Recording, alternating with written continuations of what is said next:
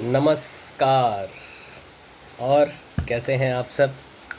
आशा करता हूँ एक सुखमय और आनंदमय जीवन जी रहे हैं।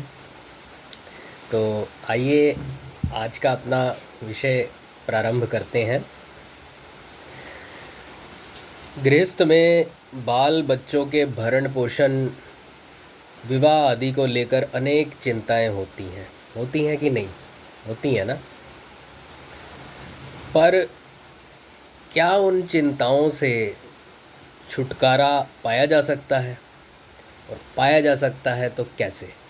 आइए देखते हैं।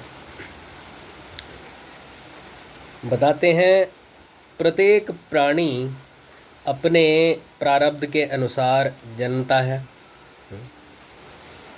प्रारब्ध में कहते 3 चीज़ें होती हैं: जन्म, आयु और भोग। संस्कृत में कुछ इस तरह से वाक्य है: सतिमूले द्विपाको जात्यायु भोगः।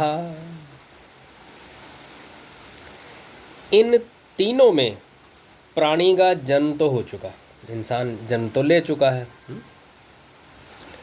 जितनी अब उसकी आयु है वो जिएगा, है ना।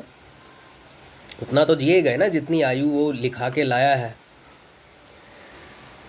और अनुकूल प्रतिकूल, favourable and unfavourable conditions of life are always there. अनुकूल प्रतिकूल परिस्थितियाँ आना, ये जो है ना, ये भोग है। This is our destiny. Having favourable and unfavourable conditions in our life, this is our destiny. ये भोग है। और ये भोगना भी पड़ेगा। वास्तव में परिस्थिति किसी को भी सुखी दुखी नहीं करती। Whenever some unfavorable conditions comes to in our life, वो हमें दुखी नहीं कर सकती। कब? When we have power of knowledge, जब हमें ज्ञान हो। बेसिकली प्रत्येक मनुष्य ही अज्ञानवश परिस्थिति से सुखी या दुखी हो जाता है, क्योंकि अज्ञानता बनी हुई है ना, इसलिए स्थितियों परिस्थितियों से सुख या दुख का अनुभव होता है।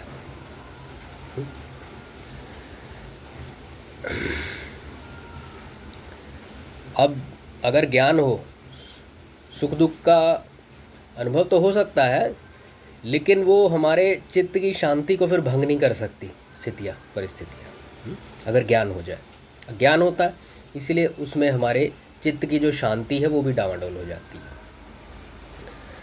अब जैसे एक बहुत ही कॉमन सी प्रॉब्लम है, जहाँ घरों में बड़ी बेटियाँ होती हैं, बड़ी उम्र हो चुकी है उनकी, और काफ़ी हद तक जायज़ भी है।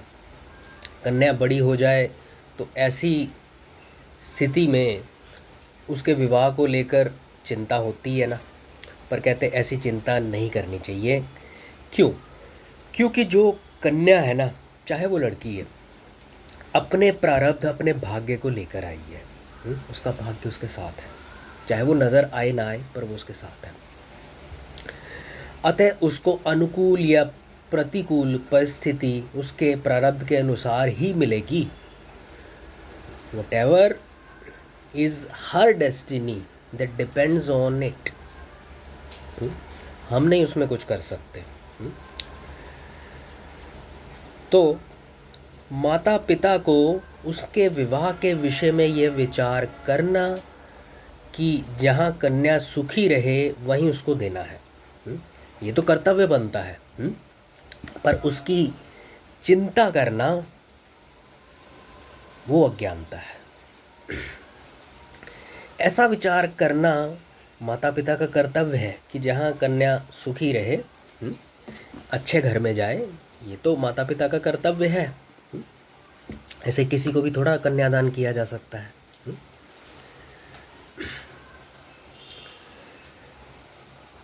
परंतु हम उसको सुखी कर ही देंगे, परंतु ये सोच लेना कि हम देखते हैं वो कैसे नहीं सुखी रहती, हम सुखी कर लेंगे, ऐसा अहंकार पाल लेना, ऐसा ठान ही लेना कि अगर वो दुखी है तो हमारे कारण है, ऐसा नहीं है, ये अज्ञानता है। उसको अच्छा परिवार मिल ही जाएगा ये कोई ज़रूरी नहीं है, क्योंकि उसका भाग्य है ना। अगर पिछले उसके कोई पाप कर्म हैं, बुरे कर्म हैं, तो किसी न किसी रूप में अब उसे भोगने ही पड़ेंगे, उसमें आप कुछ नहीं कर सकते। यह उनके हाथ की बात नहीं है, क्योंकि वो उसका प्रारब्ध है, वो उसी को पूरा करना पड़ेगा। अतः कर्तव्य का पालन तो होना चाहिए, ये कर्तव्य का पालन तो होना चाहिए कि लड़की अच्छे घर में जाए, ऐसा चिंतन तो होना चाहिए, पर चिंता नहीं होनी चाहिए कि नहीं जाएगी तो क्या हो जाएगा, फिर ऐसे हो जाएगा, फिर वैसे हो जाएगा, ऐसी चिंता नहीं होनी चाहिए।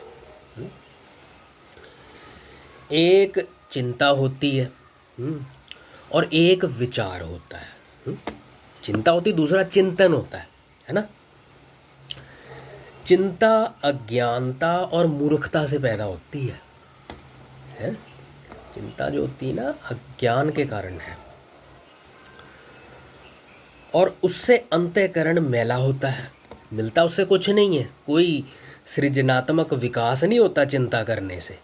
हाँ, चिंतन करने से विकास होता है, बुद्धि का विकास निश्चित तौर पे होता है, परंतु विचार से विकास होता है।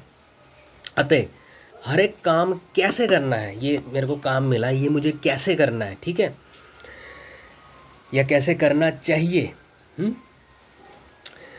किस रीति से करना चाहिए आदि विचार करना तो ठीक है, ऐसा चिंतन करना तो अच्छा है, कर्तव्य है, पर चिंता कभी भी नहीं करनी चाहिए। क्योंकि चिंता से तो बुद्धि नष्ट भी होती है ना, चिंता करने का तो कोई फायदा ही नहीं है, नुकसान है। यदि चिंता से रहित होकर विचार किया जाए तो कोई ना कोई उपाय ज़रूर मिल जाता है। चिंतन करो, नहीं तो उपाय मिल ही जाएगा।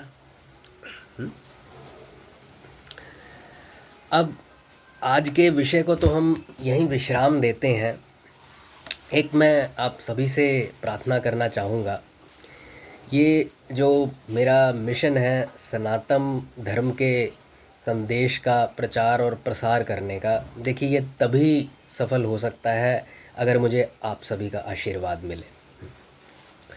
वो आशीर्वाद आप मेरे इस चैनल को लाइक कीजिए, शेयर कीजिए, मैक्सिमम कमेंट्स लिखिए, सब्सक्राइब कीजिए, और अगर रेगुलर अपडेट्स भी लेना चाहते हैं तो बेल आइकन को दबाना ना भूलें। इतनी मेरी आप सभी से हाथ जोड़कर प्रार्थना है। धन्यवाद।